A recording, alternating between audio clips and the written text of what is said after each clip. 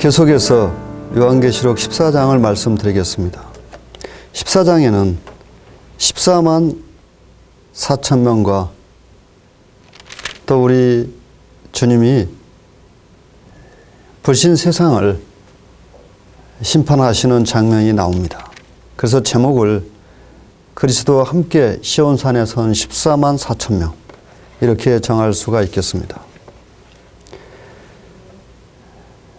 1절을 읽겠습니다. 또 내가 보니 보라 어린 양이 시온산에 섰고 그와 함께 14만 4천이 섰는데 그 이마에 어린 양의 이름과 그 아버지의 이름을 쓴 것이 있도다. 1절로 4절에 14만 4천 명에 대한 간략한 해설이 나옵니다. 이 14만 4천 명을 계시록 7장에 있는 14만 4천 명과 다르다고 해석할 수 있는 어떠한 근거도 없습니다. 그리고 이 14만 4천 명이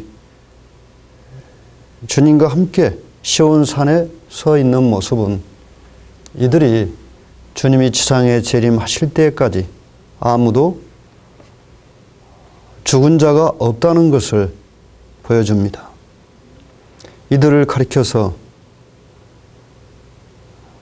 처음 익은 열매라고 기록했는데 4절에 기록된 이 처음 익은 열매란 의미는 환난 기간 중에 제일 처음 구원받은 성도들이라는 의미일 것입니다. 그러면 이 14만 4천 명은 환난이 시작된 직후에 구원받고 세계 각처로 흩어져서 복음을 전하고 그 중에 일부는 이스라엘 동네들을 다니면서 복음을 전할 것입니다. 6절로 7절에는 특별한 복음이 나옵니다. 지금까지 모든 복음은 사람들이 전했습니다마는 여기에는 천사가 전하는 복음이 나옵니다. 또 보니 다른 천사가 공중에 날아가는데 땅에 거하는 자들 곧 여러 나라와 족속과 방언과 백성에게 전할 영원한 복음을 가졌더라. 이 영원한 복음의 주제는 그렇습니다. 하나님을 경외하고 하나님께 영광을 돌리고 하나님을 경배하면은 행복을 얻고 거절하면 영원한 형벌을 받는다는 것입니다. 그런데 이 복음에는 회개의 긴박성이 있습니다. 즉시 회개하지 않으면 곧 하나님의 심판을 받기 때문입니다. 천사는 이 복음을 전하면서 하나님의 심판하실 시간이 이르렀다고 했습니다. 바로 회개하지 않는다면 이제 이 지상에 거하는 불신자들은 다시 회개할 수 있는 기회를 얻지 못하게 될 수도 있습니다. 이어서 8절에는 인류 역사에서 계속해서 사람들을 미혹했던 사단의 이 지상 본부격인 바벨론이 무너졌다고 외치는 천사의 소리가 들립니다. 그런데 이 당시의 바벨론은 한참 번성하고 있었습니다. 바벨론이 한참 번성하고 있는데 이 바벨론이 무너졌다고 외치는 천사의 소리는 우리가 눈으로 보는 세상적인 번성과 물질의 그 번성이 어느 한순간에 마치 먼지처럼 사라져버릴 수 있다는 것을 깨닫게 합니다. 또 하나님과 관계없는 성공은 모두 헛것이라는 것도 깨닫게 해주십니다. 9절을 보겠습니다. 또 다른 천사 곧 셋째가 그 뒤를 따라 큰 음성으로 가로되 만일 누구든지 짐승과 그의 우상에게 경배하고 이마에나 손에 표를 받으면 그도 하나님의 진노의 포도주를 마시리니 그 진노 잔에 섞인 것이 없이 부은 포도주라. 거룩한 천사들 앞과 어린 양 앞에서 불과 유황으로 고난을 받으리니. 하나님께서는 9절로 12절에서 환난 기간 중에 짐승의 표를 받고 짐승에게 경배하는 것이 영원한 멸망을 당하게 된다는 것임을 분명히 말씀하셨습니다. 우리들은 지금 은혜 시대에 어떠한 위협도 없이 자유롭게 복음을 선택하고 또 복음을 믿을 수 있습니다. 이렇게 우리 주님을 믿기에 좋은 시대에 복음을 거절한다면 그들이 받게 될 앞으로의 고난과 그들이 처할 운명이 너무 두려운 것입니다. 그러므로 우리들은 아직 우리 주님을 믿지 못한 모든 사람들, 특히 나와 가까운 사람들에게 진정으로 또 열심히 복음을 전해서 우리의 사랑하는 가족과 이웃들이 이 무서운 환난 기간에 목숨을 걸어야 신앙을 가질 수 있는 비참한 처지에 놓이지 않도록 앞으로 남은 이 삶을 주님과 복음을 위해서 열심히 그리고 헌신적으로 살도록 해야 할 것입니다. 성도들의 인내가 여기 있나니 저희는 하나님의 계명과 예수 믿음을 지키는 자니라. 12절의 말씀 역시 환난기에는 인내로서 성도들이 자신의 믿음을 증명해야 하는 기간입니다. 주님께서는 일찍이 마태복음 10장 28절에서 몸은 죽여도 영혼은 능히 죽이지 못하는 자들을 두려워하지 말라고 하셨습니다. 오직 몸과 영혼을 능히 지옥에 멸하시는 자를 두려워하라고 하셨습니다. 우리의 몸은 잠시 있으면은 쓰러지는 것입니다.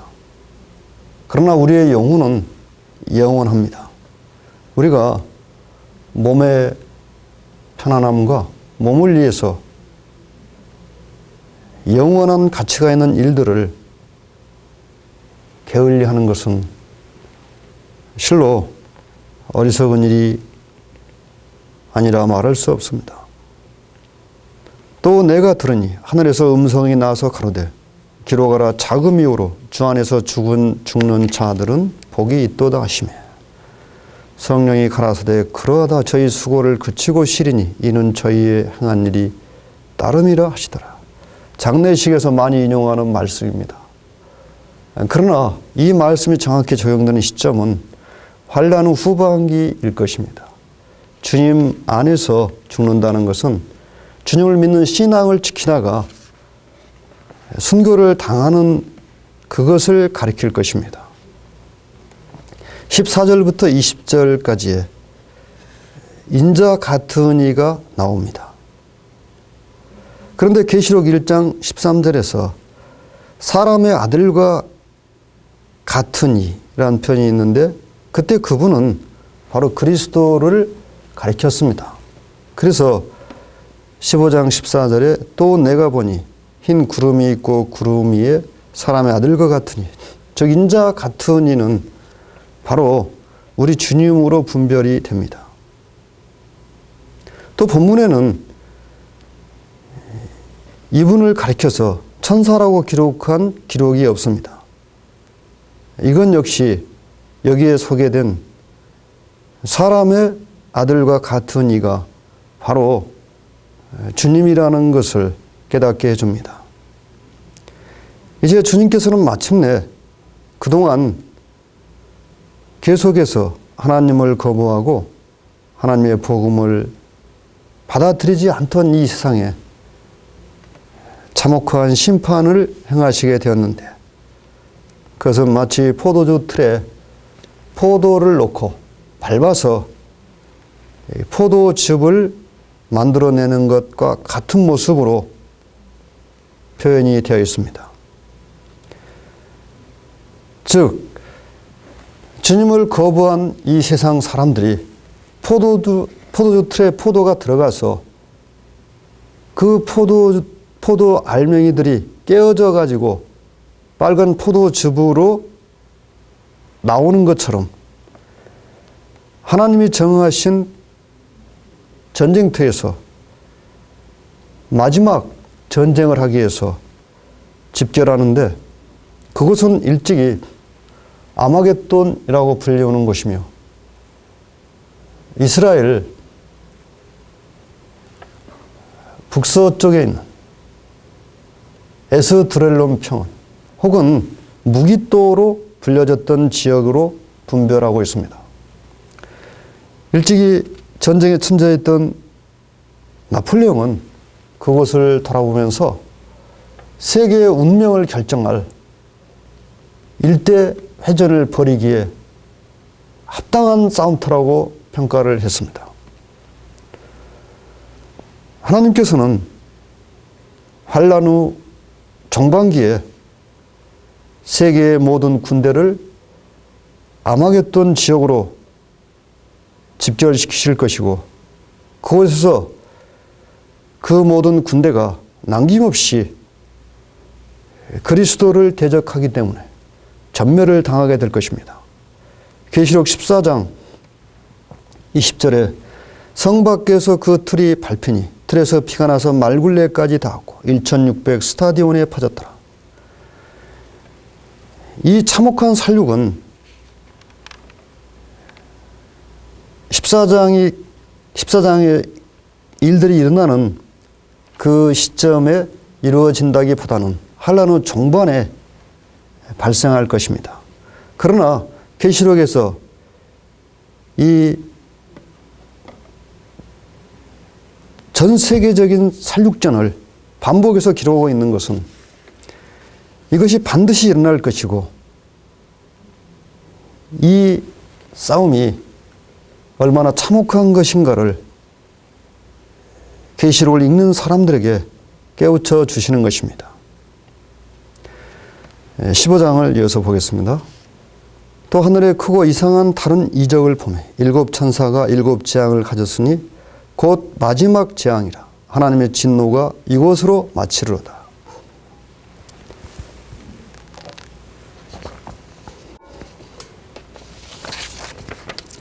(15장) 역시 일곱인 일곱 나팔, 일곱 대접의 순으로 진행되는 사건의 순서가 아니고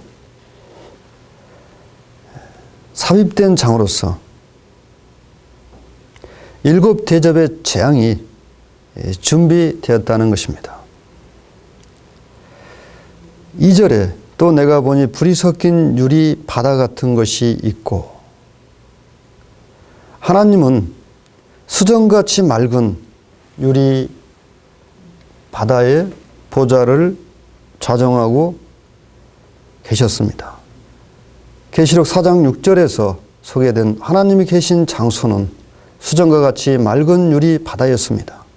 그런데 15장 2절에 소개된 이 유리 바다는 동일한 바다인데 불이 섞여 있다고 기록이 된 것은 이제 하나님께서 이 세상을 발하실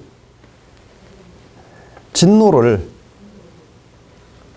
품고 계시다는 것을 보여줄 것입니다. 하나님께서 왜 이 세상을 향하여 진노를 품으셨습니까? 이 세상이 하나님의 성도들을 살해하고 끝까지 하나님을 거역했기 때문입니다. 이 유리 바다에는 틀림없이 환난 기간에 믿음을 지키다가 짐승에게 살해당한 성도들로 보이는 성도들이 모여서 하나님의 종 모세의 노래, 어린 양의 노래를 부르고 있습니다. 주 하나님 곧 전능하신 이시여 하시는 일이 크고 기이하시도다. 만국의 왕이시여 주의 길이 의롭고 참되시도다. 주여 누가 주의 이름을 두려워하지 아니하며 영화롭게 하지 아니하오리이까. 오직 주만 거룩하시니 주의 의로우신 일이 나타났음에 만국이 와서 주께 경배하리이다 하더라. 800리에 걸쳐서 죽은 사람들의 피가 말굴레 이루고 시체가 산을 이루고 피가 강을 이루는 이 참혹한 살육에 대해서 순교한 성도들은 하나님이 하시는 일이 모두 의롭고 참되다고 하나님을 찬양하고 있습니다. 즉 환난 기간에 하나님을 거역하다가 죽음을 당한 그 모든 사람들은 그런 죽음을 받기에 마땅한 죄들이 차고 넘쳤다는 것입니다.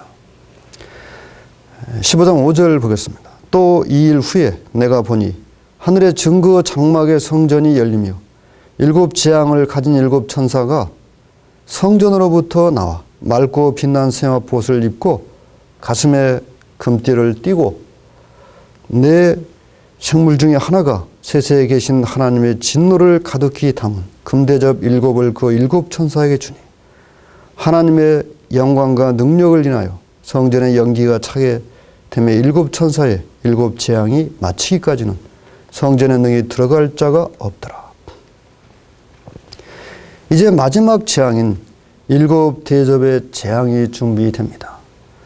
하나님의 가장 측근에서 하나님을 시해하는 네 생물 중에 하나가 하나님의 진노가 가득히 담긴 금대접 7을 7 천사에게 주었습니다. 그리고 7 천사의 7 재앙이 마치기까지 성전에 능히 들어갈 자가 없다는 것은 이제 어떠한 중보의 기도도 또 어떠한 사람도 하나님의 이 진노의 심판을 연기하거나 감할 수 없다는, 즉 하나님의 마지막 심판이 확정되고 확정되었다는 것을 우리들에게 가르쳐주고 있습니다. 16장을 보겠습니다.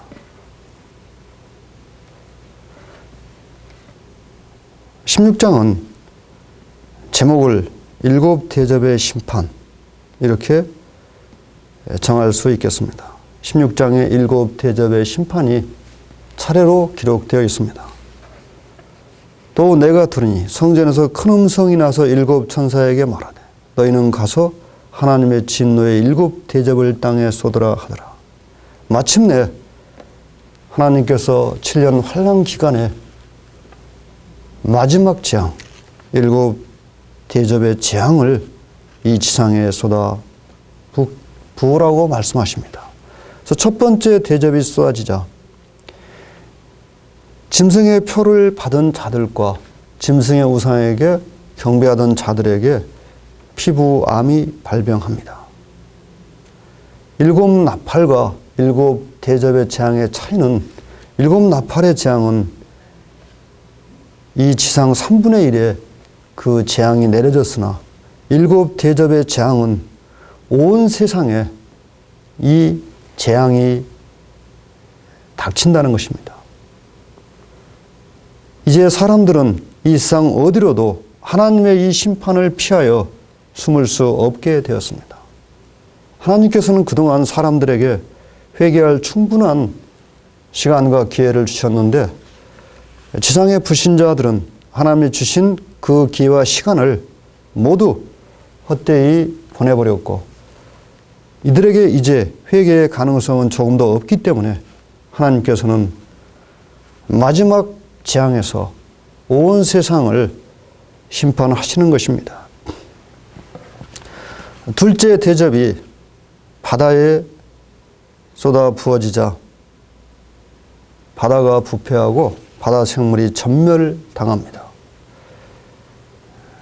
바다가 부패한다면 당시에 살아있는 인류들은 그 악취를 견딜 수 없을 것이고 산소의 부족으로 말로 표현할 수 없는 환경 문제가 발생할 것입니다. 수많은 생명들이 죽게 될 것입니다. 셋째 대접을 이제 강과 물 근원에 붙자 수원이 오염되어 그 물들이 피로 변했습니다. 순교자들의 피를 흘린 사람들에게 하나님께서는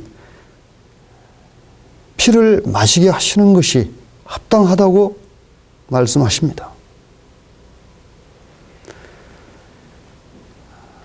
우리는 환란의 전반부에 순교자들이 자신들의 피를 신원하여 줄 것을 하나님께 호소하고 있는 장면을 보았는데, 이제 마침내 그들의 피가 여기서 신원되고 있습니다.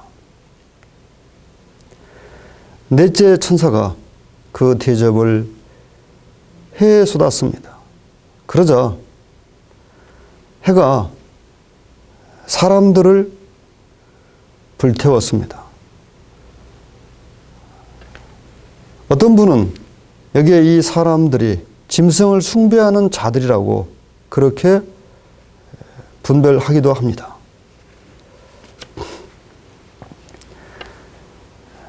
무슨 연고인지 설명하기 어렵습니다만 태양이 정상적인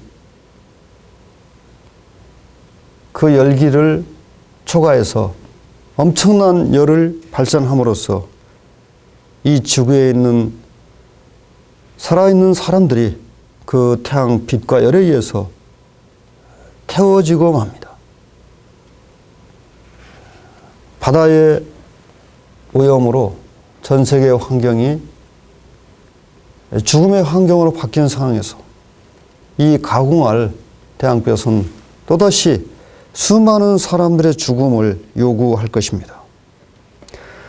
또 다섯째가 그 대접을 짐승의 보좌에 쏟으니 그 나라가 곧 어두워지며 사람들이 아파서 자기 혀를 깨물고 아픈 것과 종기로 인해 하늘에 하나님을 희망하고 저희 행위를 회개치 아니하더라. 다섯째가 그 대접을 짐승의 보좌에 쏟았다는 것은 짐승이 직접 다스리는 그 나라에 다섯째 대접의 재앙이 미쳤다는 것입니다.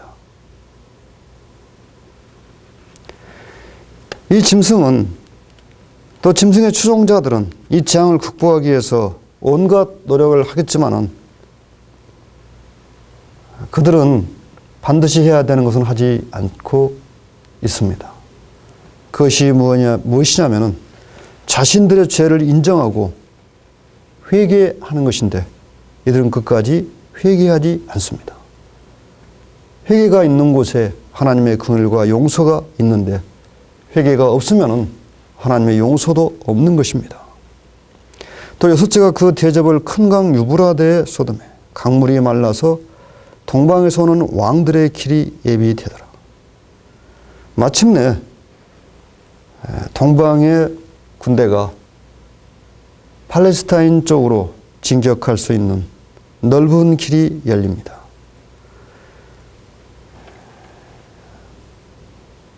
사단과 또 첫째 짐승과 거짓 선지자를 돕던 이 더러운 영이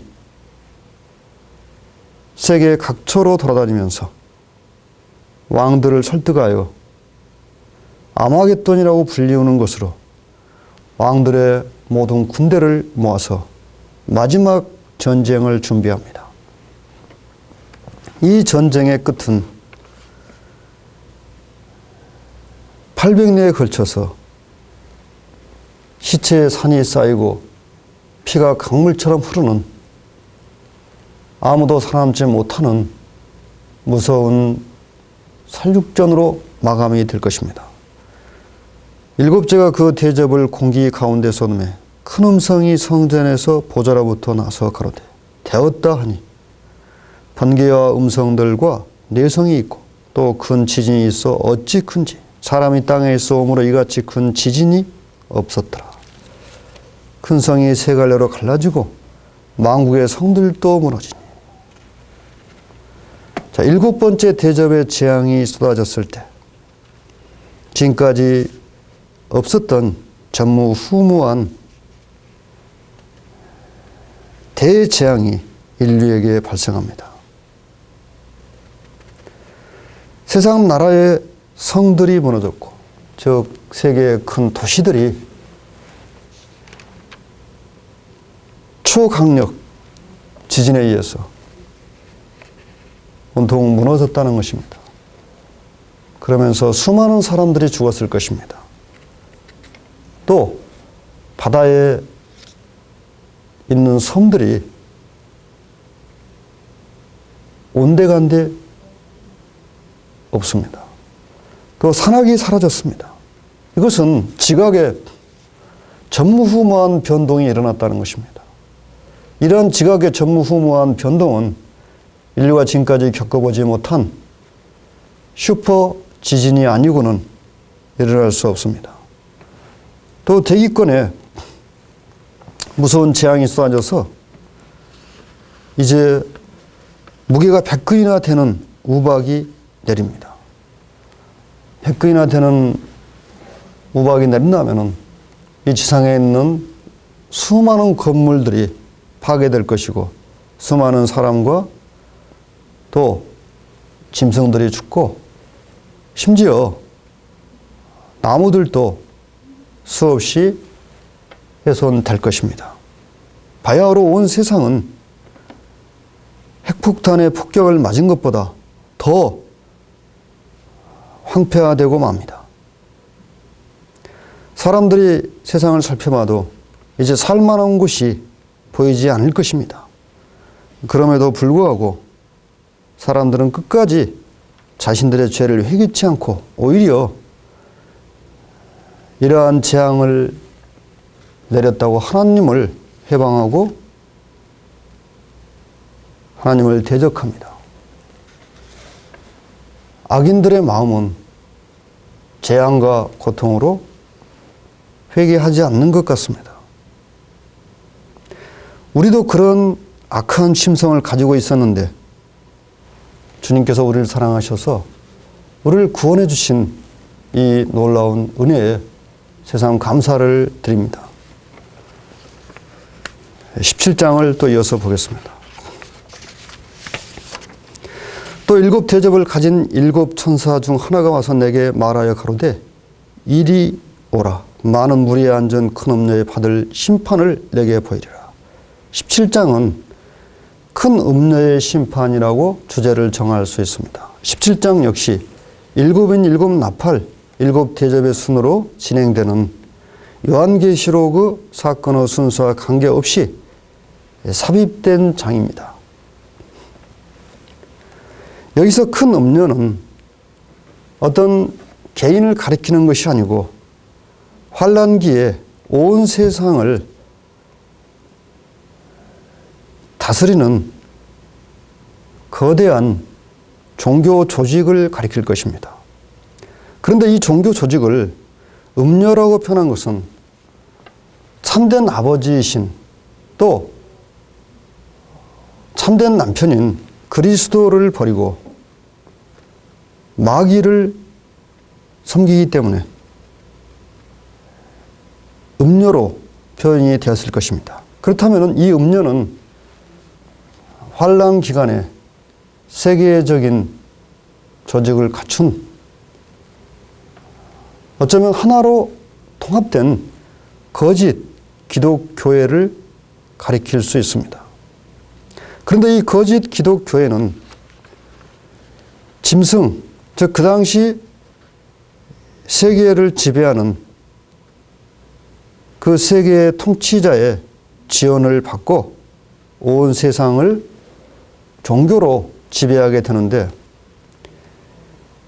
이 짐승과 음녀는 상호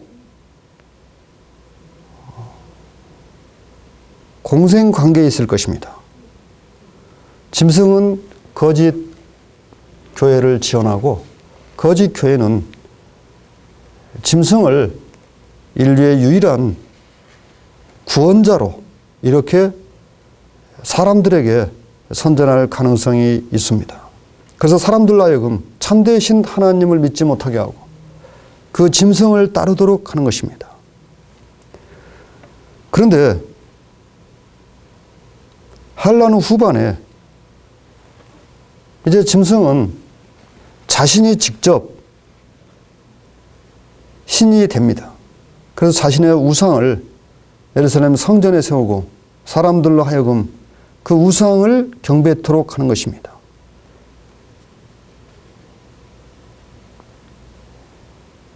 그렇다면은 이제 더 이상 종교 조직의 지원은 필요하지 않습니다. 짐승 자신이 바로 신이 되었기 때문입니다. 여기에 나오는 음녀는 역사상 계속해 나타난 바로 바벨론 종교일 가능성이 높습니다. 아니, 이 음녀의 행동은 바로 바벨론 종교라는 것을 보여주고 있습니다. 이 음녀는 수많은 그리스도인들을 살해하였습니다. 그리고 세계를 지배했고 특히 유럽을 지배했습니다. 사도 요한은 이 음녀를 보고 기이 여겼습니다. 정확한 이유는 알 수 없지만은 사도 요한이 이 음녀를 볼 때 이 음녀의 행동은 정말 불가사의했을 것입니다. 어떻게 그리스도를 표면에 내세우면서 내부적으로는 마귀를 섬기고 있고 참된 그리스도인들을 살해하고 수많은 성도들을 살해하면서도 그리스도의 교회라고 말하는지, 우리가 그 모습을 본다면 실로 우리도 기이 여길 수밖에 없을 것입니다. 오늘날 우리는 현재 지상에 있는 바벨론 종교 조직을 보고 있습니다.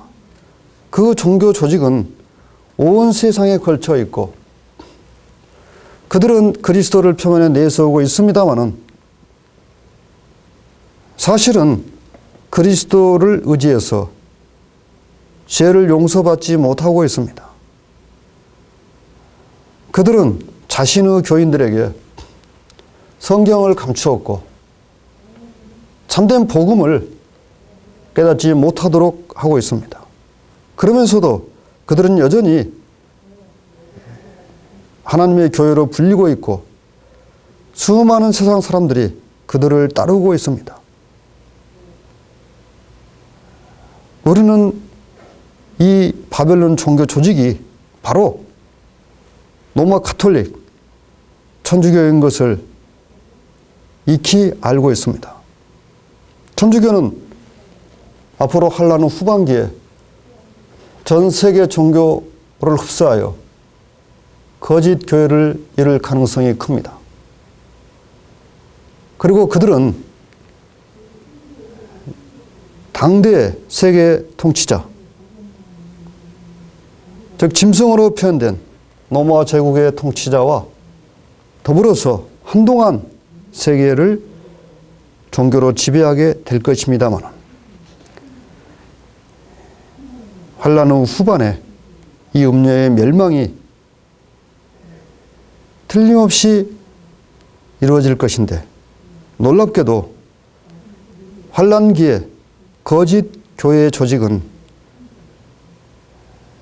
그가 지원했던 당대의 세계 통치자 짐승과 그 짐승을 추종하는 10왕에 의해서 거짓 종교 조직이 완전히 분쇄되고 그 거짓 종교 조직이 있는 본부가 불태워져서 흔적을 찾기조차 어렵게 된다는 것입니다. 17장 16절 보겠습니다. 내가 본 바 이 열불과 짐승이 음녀를 미워하여 망하게 하고 벌거벗게 하고 그 살을 먹고 불로 아주 사르리라. 하나님이 자기 뜻대로 할 마음을 저에게 주사 한 뜻을 이루게 하시고 저희 나라를 그 짐승에게 주게 하시되 하나님 말씀이 응하기까지 하심이니라. 내가 본 바 여자는 땅의 임금들을 다스리는 큰 성이라 하더라. 우리는 지금까지 한 성이 땅의 임금들을 다스렸던 역사상 그 조직체는 로마 가톨릭 외에는 없다는 것을 잘 알고 있습니다. 여전히 지금도 로마 가톨릭은 세상의 많은 임금들을 다스리고 있습니다. 하나님께서는 그 근원을 고대 바벨론에 두고 있는 이 바벨론의 종교 조직을 그리스도를 평원에 내세우고 그리스도를 섬기는 것처럼 가장하고 있는 이 바벨론 종교 조직을 환란 후 후반기에 짐승을 통해서 완전히 분쇄하고 이 지상에서 다시는 바벨론 종교가 사람들을 미혹하지 못하도록 철저하게 바벨론 종교를 소멸시켜 버리실 것입니다. 이어서 18장을 보겠습니다. 이 일 후에 다른 천사가 하늘에서 내려오는 것을 보니 큰 권세를 가졌는데 그의 영광으로 땅이 환하여지더라. 힘센 음성으로 외쳐 가로되 무너졌도다 무너졌도다. 큰 성 바벨론이여 귀신의 처소와 각종 더러운 영에 모이는 곳과 각종 더럽고 가증한 새에 모이는 곳이 되었도다. 그 음행의 진노의 포도를 인하여 만국이 무너졌으며 또 땅의 왕들이 그로 더불어 음행하였으며 땅의 상고들도 그 사치의 세력을 인하여 지부하였도다 하더라. 우린 17장에서 종교적인 바벨론이 멸망한 것을 보았는데 18장에 또 다른 바벨론이 나오는 것을 봅니다. 이 두 바벨론은 같은 대상이 아닌 것은 분명합니다. 음료로 표현된 거짓 기독교 조직은 이미 멸망하였습니다. 그렇다면 여기에 나오는 이 바벨론은 짐승을 숭배하는 정치 종교적인 조직일 것입니다. 본장에 있는 바벨론은 환란기후 후반에 세계 통치자인 짐승이 정치와 종교 양면을 장악하고 전 세계를 다스리는 그 짐승의 수도를 가리킬 가능성이 높습니다. 환란 후 후반기에 짐승은 정치 지도자이자 사람들의 숭배를 받는 살아있는 신으로 사람들에게 추앙을 받을 것입니다. 또 거짓 선지자는 이 새로운 짐승교의 으뜸 사제로서 여전히 사람들을 기만하고 사람들로 하여금 짐승을 신처럼 받들도록 할 것입니다. 2절과 3절에 나오는 왕들의 이 음행은 정치적인 음행일 가능성이 있습니다. 환란의 마지막 몇 해 동안, 정확히 3년 반 동안 짐승을 숭배하는 것이 생존과 번영의 수단이 되기 때문에 세상의 왕들은 그 유혹에 굴복해서 이 영적인 부패의 길로 들어설 수밖에 없습니다. 즉 정치적인 목적에 의해서 짐승을 신으로 받들 수밖에 없다는 것이죠.